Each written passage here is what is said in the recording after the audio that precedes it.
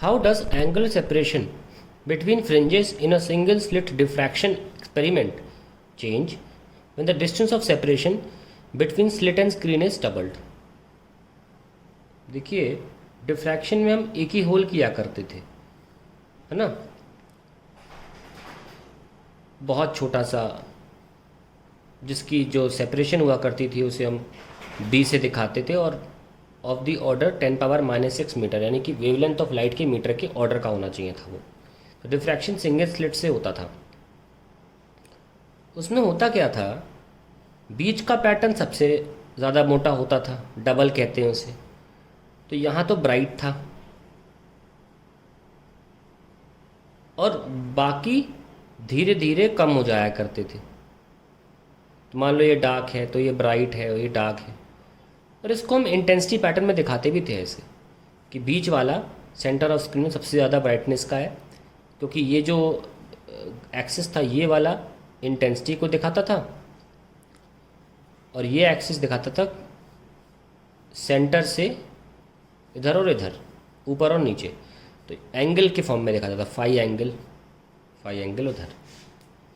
तो इसमें जो क्या बोला जा रहा है, हाउ डज एंगुलर सेपरेशन, तो इसकी एंगुलर सेपरेशन कितनी हुई बीच वाले की, अगर हम सेंटर से देखें तो एंगुलर सेपरेशन ऐसे देखी जाएगी ना, ये एंगुलर सेपरेशन होगी। ठीक है, मान लो आपको ध्यान रखना ये पूरा पैटर्न करीब करीब 0.1 mm के भीतर पूरा पैटर्न आ जाता है। 0.1 से सपोज 1 mm के अंदर ही पूरे का पूरा स्क्रीन पे जो पैटर्न है ये 1 mm के दायरे में ख़त्म हो जाता है, यानी कि बहुत पतला है, इसको माइक्रोस्कोप से देखना पड़ता है। और ये जो दूरी है ये करीब करीब 1 मीटर की होती है, इतनी ज़्यादा दूरी और इतना छोटा पैटर्न, ये दिमाग में रखिएगा। तो ये हमारी फ्रिंज थिकनेस है, ये ब्राइट है। अगर हम डार्क का भी ले लें तो उसके लिए ये होगा, अगर θ1, अगर थीटा बीच वाला θ0 है, पहला डार्क θ1, पहला ब्राइट है ना θ2 एंड सो ऑन। तो अगर हम एंगुलर सेपरेशन की बात करें, θ1 हो और θ1 हो और θ2 हो, इन तमाम एंगुलर सेपरेशन को एक फॉर्मूले से हम दिखाते हैं। बहुत सिंपल फॉर्मूला है, 11वीं में सब सीखते हैं, angle equals to arc upon radius. अगर हम θ0 की बात करें तो आर्क खुद बीच के β0 के बराबर है, और उसका रेडियस क्या होगा, angle equals to arc upon radius. ये दूरी कितनी, ये कैपिटल D के बराबर होती है। डिफ्रैक्शन इंटरफेरेंस दोनों में ही हम इस दूरी को कैपिटल D से दिखाते हैं, स्क्रीन और स्लिट के बीच की दूरी को। तो ये हमारा θ0 हो गया है। इनकेस हम θ1 लिखना चाहते हैं तो arc upon radius. θ1 dark fringe है, और डार्क फ्रिंज को हम डिफ्रैक्शन या इंटरफेरेंस दोनों ही, डार्क को हम डैश से दिखाते हैं। पहला डार्क है तो 1 मार्क कर रहे हैं, और इसके लिए हम क्या करते थे, फॉर्मूले में लगाते थे θ1 डार्क डैश और β1 डैश अपॉन D।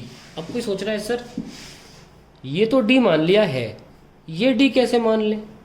इसीलिए बोला था कि ये जो पूरा पैटर्न है ये बहुत छोटा है ना, और ये डिस्टेंसेस जो हैं, ये डिस्टेंसेस ये ऑलमोस्ट आसपास है। अगर आपको मैं प्रूफ करूं तो देखो ऐसे प्रूफ कर सकता हूं। सपोज 2 पॉइंट्स हैं इतनी पास में, अब यहाँ से मुझे डिस्टेंस लेना है। आप खुद देखो, एक तो मान लो ये हो गया, और दूसरा मान लो ये, देखो ये हो गया। सेम लग रहा है ऑलमोस्ट। यही वजह है कि जब ये बहुत ज़्यादा होगा और ये बहुत कम होगा तो हम सबके लिए कैपिटल D मान सकते हैं, क्योंकि ये दायरा 1 mm के अंदर ख़त्म हो जाता है। पूरा पैटर्न 1 mm में ख़त्म हो जाता है। सबके लिए D ले सकते हैं, कोई भी ले लो। अब β0 अगर आप रिवाइज किए हैं थोड़ा बहुत डिफ्रैक्शन, तो सिंपल बीटा होता था लैम्डा D/B, और β0 सबका दुगुना होता था, divide by D, D cancel, क्या बचा 2 λ/B। सो हमारा जो सेंट्रल मैक्सिमम है वो 2 टाइम्स λ/B आ रहा था। अगर हम θ1 की बात करें तो λD/B था, और नीचे D का कैपिटल D लगा दिया, तो क्या आया λ/B। तो अब आप कुछ भी ले लो, आप θ1 ब्राइट वाला भी ले लो, डैश डैश नहीं लगा रहा हूँ, आर्क अपॉन रेडियस। तो इसमें थीटा वन क्या हो जाएगा, beta one by capital D lambda D by B, और ये वाला डी यहाँ रखा जाएगा, ये आ जाएगा। तो अल्टीमेटली हमने एंगुलर सेपरेशन का फॉर्मूला निकाल लिया। सो एंगुलर सेपरेशन का फॉर्मूला होता है एन, नंबर कोई भी हो सकता है यहाँ पे, लेकिन लैम्डा बाय बी मेंटेन रहेगा।